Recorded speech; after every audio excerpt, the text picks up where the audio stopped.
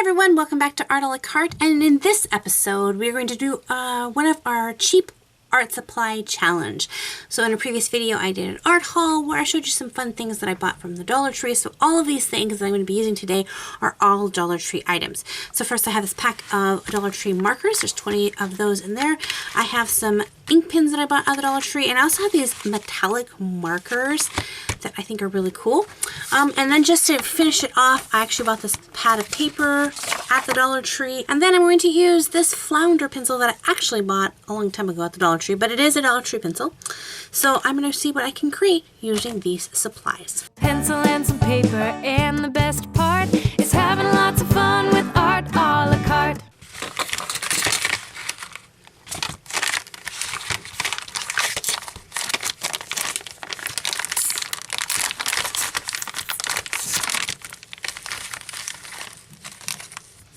The first thing I want to do is make a swatch out of all my colors so that I know what I'm going to work with. Whether you use expensive markers like Copics or any kind of other alcohol-based markers, or you're using even just inexpensive ones, having a knowledge of what that marker does is going to be really important.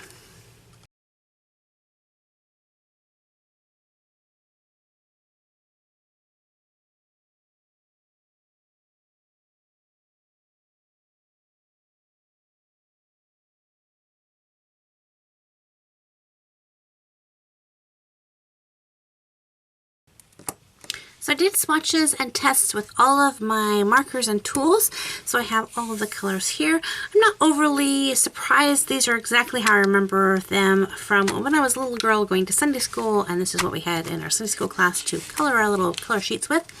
And I remember the same dilemma still exists, they have not fixed it, is that there is no accurate flush tones. Like, there's a little bit on the brown, but it's so dark, like you couldn't do any kind of tone work with it. There's no like lighter tans or anything like that. So no peach tones, you have orange and yellow, and that's it. So not a lot that you can do for people. And I remember that being a frustration. When I would color a picture of Noah in the Ark, Noah always looked like he had a sunburn or something. So the thing I am super excited about is these metallic pens. They are very metallic and shiny. I don't know if you can see that in there, but let me go ahead and pull one of my actual metallic pens down. So this is a Sakura brand of these, and I'm just going to see the difference. This one has a more richer color and it's a little bit more reflective, where this one has a duller, kind of more cool tone to it. But they're both reflective. I can definitely tell the difference between this brand and this brand. But, you know, if push come to shove, these would work. So I'm actually not disappointed in those. I also tested out my ink pen to see if it would bleed the marker, and it doesn't look like it's bleeding it, and of course just tested my pencil, which I already knew my pencil did. So now that I have this kind of test sheet, I can begin to determine what I want to create. Obviously I can't do anything with people because I have no good skin tones, so I'm going to have to create something that is not people related. And we're going to have at it. Now the thing I want to remember is I can't work this paper too much because it is not a heavyweight paper. It's not that newspaper print. They sold that there too. Alright, so I'm going to start creating and see what I come up with just these supplies. Let's go.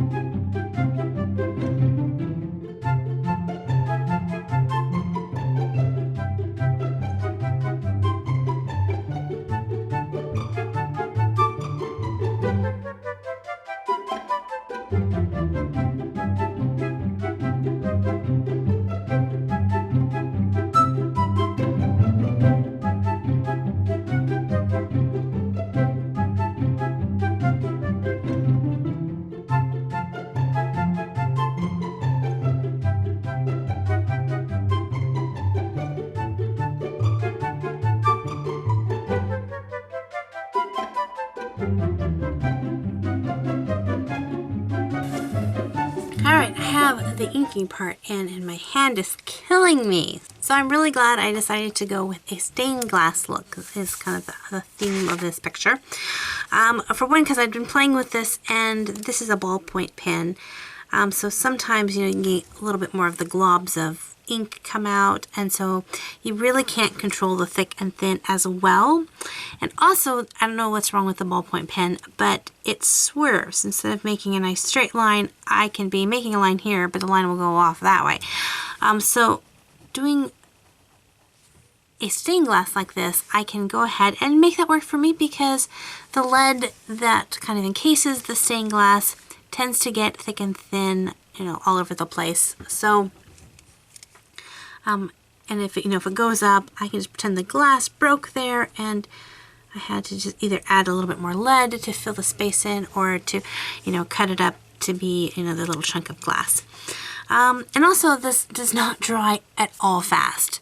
So you'll see I have some smudgings here, which normally would be horrible, but I can add that into the texture of the glass. Hopefully, that's my plan. So now we get to begin adding in the colors, and that's where our little color code is. So I'm just going to pretend that these are all different plates of glass, and then just fill them in, and that'll be kind of fun. I'm going to try to do a little bit of marbling effect if I can. I don't know if it's going to work, but that's what this is all about, trying these out. And then I'm not sure, I might try to do a couple of the stained glass paints with these kind of metallic markers as well.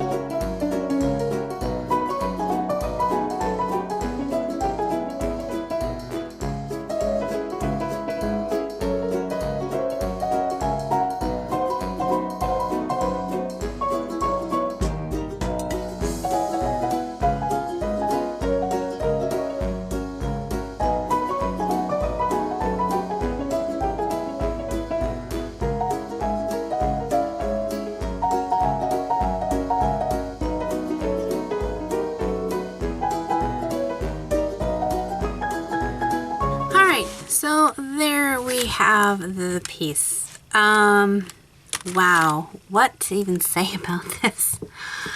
First, wow.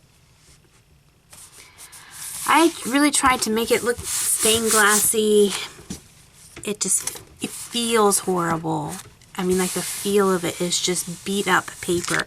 Like, any more than just 2 swipes of the marker and you just have tons of balling up paper. I mean, this isn't just bleed through, this is like, it's almost worn through. And I mean, those are just slight little areas that I didn't, so there's no mixing, no blending anywhere near. This is what I found out was the closest you could get to blending was kind of maybe almost like a crosshatch effect. So my idea was to do the sea turtle in the sea, and then as it came down closer, it kind of started off very blue. I knew the blue would kind of overtake everything. And then as it came down, there would just be the colorful rocks, which is like the coral reefs, which is kind of the treasure hiding down here. I did try to mix up the blues a little bit and add a little green in there. It just didn't turn out very well. At first I was making everything in one direction, and it just wasn't giving the effect that I wanted. So then I tried just putting in multiple directions, and that still didn't even work. I mean, in a couple areas, like right in here, it kind of worked, but for the most part, it looks just like a coloring page that you would do. This is the cheapest of the cheapest. I mean, this was a 20-pack for $1, and you get what you pay for. I'm just gonna crack this open here. I'm probably gonna get totally messed.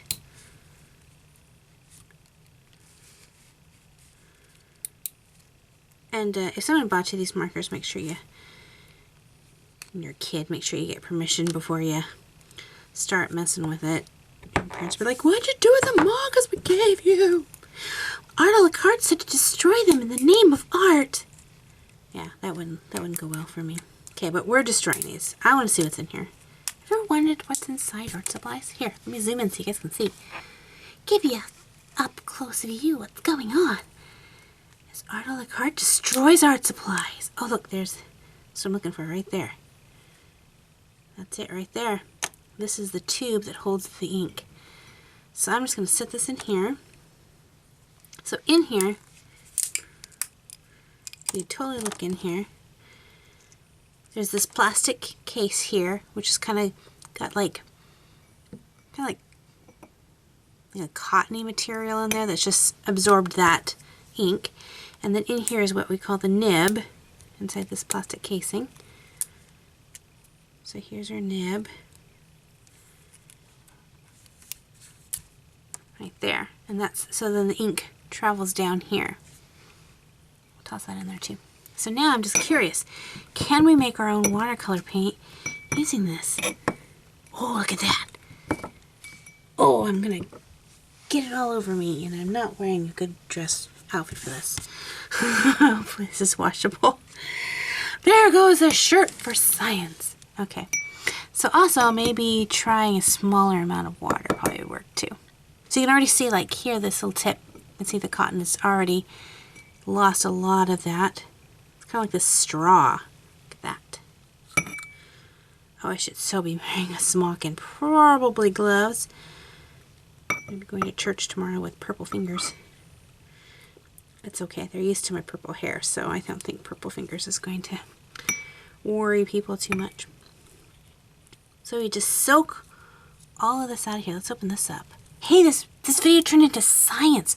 What's inside art supplies with Valerie on Art a la Carte? Look at, I have purple fingers. Oh, I hope this washes off. Alright, so here's that fiber stuff that's inside there. This is, so there's the straw thing, and there's just that. So, well, that's soak in there. Okay, now with my pins or my paintbrush. Okay, so here's my paintbrush. Get out of the way, we're doing art. Okay, so here we've got a really light little bit of paint. So I think this would totally work if we had a lot less water. I put way too much water in here. So let's let that go. Let me see if I can find something else that's small. I used to have something a little bit to where I can get to where the ink is. I don't know, I find this fascinating. Destroying art supplies. Oh goodness. If you guys follow me on Instagram, you probably remember the photo that I'm apt to take of me destroying art supplies and going, what was Valerie doing? Well, now you know. Okay, so the outside of this is relatively not getting an ink on my finger, so I think I can squeeze here. Ooh. Don't squeeze from the top. Let's see if I can get that. Satisfying to do that. Okay, so here we have this, like, we'll have a little fiber palette. There. There. Dab my paintbrush in here. There you go, guys. If you get something to put these little things in, you could make your own palette of paint. I mean, it's not going to be watercolor paint per se because you can't regenerate it. It's almost like painting with inks.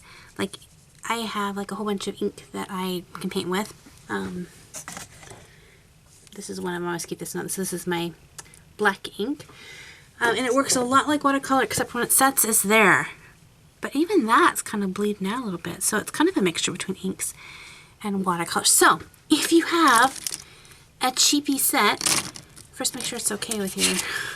If there's someone else, like, you know, if you're underage, make sure it's okay with people. I don't want you to get in trouble tearing your art supplies apart. But you can make yourself a little paint palette. You're probably going to want to keep this airtight. So this container here, this is actually a Scentsy pot. So I could keep this in here and it's going to keep it from drying out. But I think if it dries out, I think I could just add just a couple drops of water and rehydrate it. I will let you know. I'll leave this out overnight and see if it dries out. And then when it does, I will add some water to it. And then I'll let you know my findings, either as an annotation here or in the comments below or in the description box. I'll do that. But this is actually really nice. See, like if I use this technique to paint this picture, I think I would have gotten a really, really cool picture. Because you can do a lot with this. Okay guys, so after I finished totally demolishing 2 of the markers, and yes, the paint did actually come off my fingers, I just began thinking about it. I just wasn't happy with the challenge part of it, like trying to create something that looked good, because it just didn't work, and I was super frustrated, and just nothing seemed to work for me well, and I just gave up. And so I just kept thinking about it, just like days later, just kept thinking about it. How could I succeed at that challenge? Because these markers are not meant to succeed in fine art. But I thought there's got to be something you can do with these markers aside from destroying them, but using them the way they're meant to be used and create something. And I thought to myself, Eureka, I got it. And so I'm trying again. Again, the coloring, my color choices are extremely limited, so I couldn't do a traditional colored picture, but I could do something else.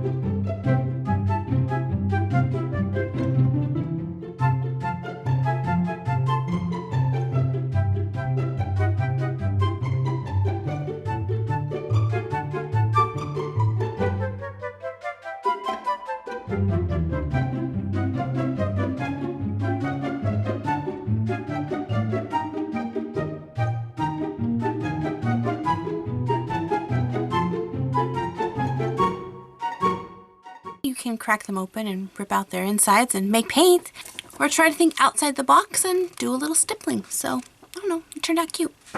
Well, thank you guys. This definitely probably was the longest challenge I've ever had, especially like putting effort. So like the turtle picture took me like 3 or 4 hours to do, just because it was a big piece. I don't know what I was thinking trying to do a big piece with a marker tip that big. It's going to take a long time to fill that in. And then just the anguishing thought process of really wanting to do my best on this and trying to figure out how can I when these art supplies weren't letting me in. So I'm happy with how it turned out, and I'm happy how I experimented with, the art supplies, but then how I pushed for it. And I encourage you guys to do the same.